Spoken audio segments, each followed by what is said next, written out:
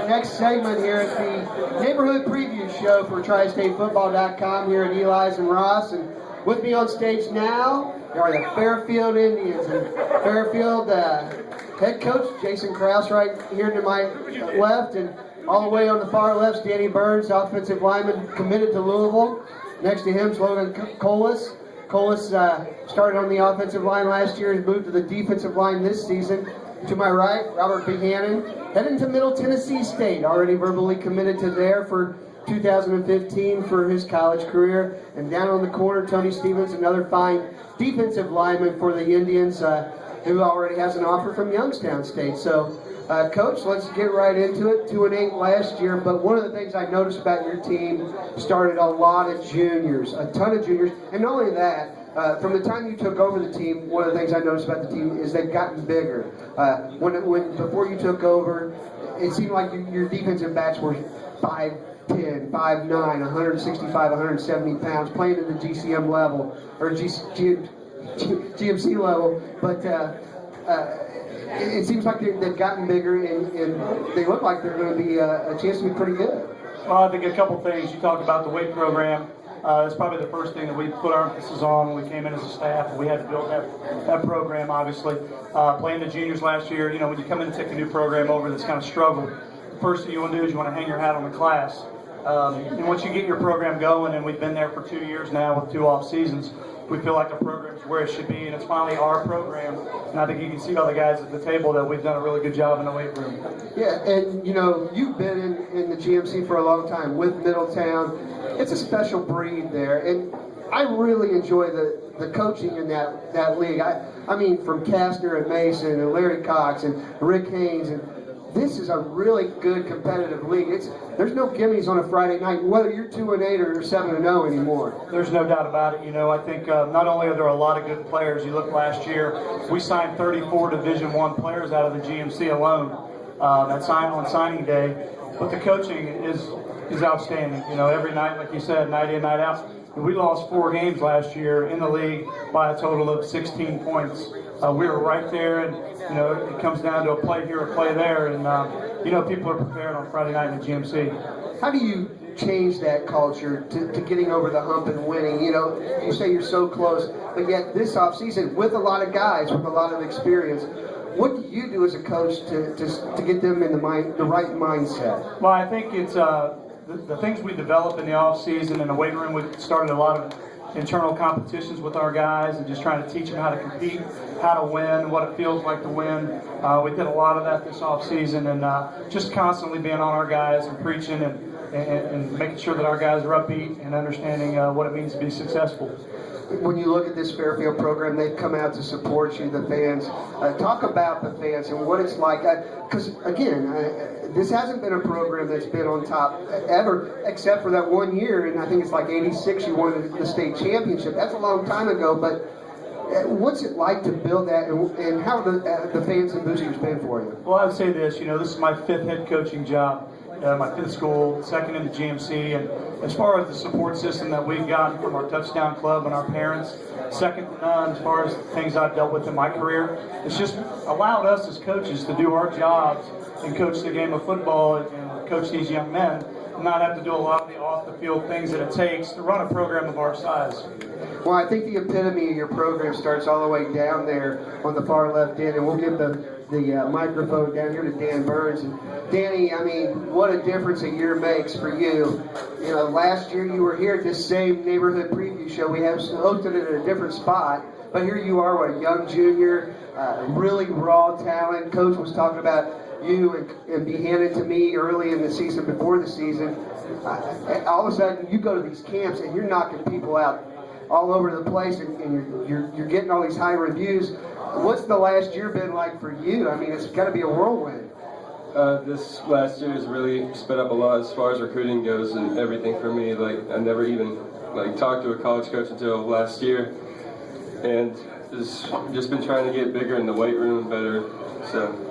Talk a little bit about those recruiting visits. You and your parents, you ended up at Louisville, and you had offers just about everywhere you really wanted to go. Talk about some of your visits and why you ended up at Louisville. We visited like too many places to count. I mean, I was really fortunate to have family that wanted to take me places, but what really boiled down to me with Louisville was that it was closer to home, and I just found out that being close to home was more important than I thought, and it's a place I feel like where I truly belong. It's a great city to be in. I mean, you're really going to be happy there. Now, a couple other kids are going to Louisville, and on our U.S. Marines backyard battle in week 3 this year, it's Walnut Hills versus Fairfield, and Elijah Ballou from Walnut Hills is also going there. Do you know him, and were there any of the kids there that helped convince you that the Cardinals was the right place for you to be? I actually didn't get to meet anyone else when I was down in Louisville, but I've actually had some contact with them over the phone the past couple of days, and they're basically saying the same thing I have, that they feel like there's no other place except Louisville that fits them. All right, looking at this Fairfield program for you, what do you really like about the way it's grown since you came into it? Before Coach Krausen got here, I never lifted weights before in my life until sophomore year, and when he came in, just basically molded us into what we are right now, and just trying to get bigger and better every day. Well, let's move it on down to your right, Logan Colas. And Logan, for you, a huge change. You're going from the offensive line to the defensive line, and how's hitting a guy different on that side of the ball for you and the change for you? I mean, it is different, but you still have to have the same mentality. You're going to go out there and you're going to kick the guy's butt every play. I mean, you might be on a different side of the ball, but you still have to hit. When you look at the GMC and some of the guys you go up against, do you think it's going to help you knowing that you were an offensive lineman, knowing what some of these guys are going to try to do to you on Friday nights? Oh, yeah. I mean, you can only get beat by what you don't know. Sounds good. Well, let's talk a little bit about getting beat. You guys have taken your lumps here at Fairfield for a number of years. What do you guys, as a class, what does it mean to you to start winning ball games here, and what do you talk about in the off season about it? I mean, it means everything. You know, we're family here. I mean, but the way I see it, we have two options. We can either be the end of a losing generation, or the beginning of a winning one. Sounds good. Let's move everything on down to the far end. Tony Stevens, fine defensive lineman for the Indians. And Tony, this offseason, you got your first offer from Youngstown State. What were coaches telling you, college coaches, that you needed to work on to get better, and what are you working on to get better as a senior? Well, what I really need to be working on is my toughness, really. That's what I feel like I really need to be working on. Last season, I was really laid back. I went 100%, but I didn't go 110%. So that's what I really need to work on. And this off season, I think I have improved on that. So. And you look at some of these kids that are playing with you, behind you especially. Talk about some of we haven't talked about the skill players yet, but some of the kids in the secondary and some of the guys that are behind you in the back seven on the defense. What do you like about those guys? I mean, a lot of them played with you last year, a lot of your classmates. Well, I love how almost all of our secondaries are about the same or a little bit under strength as a lineman. So all of us are pretty built and getting stronger each day in the weight room, and we're getting faster. All of us are getting faster. Even I've gone faster. So that's the main thing about our defense. We need to get faster. Why the increase in the speed? How's that come about? The weight room. It's just the weight room, and then conditioning-wise, I feel like we're getting real in shape. So I think that this is the reason why that's the increase in speed. Sounds good. Let's move it right over here to Robert Buchanan. And Robert, another offensive lineman here with Danny Burns. And Robert, congratulations going to Middle Tennessee State. I know that had to be a load off your mind. Talk about that offer, and what was it that sold you on that place?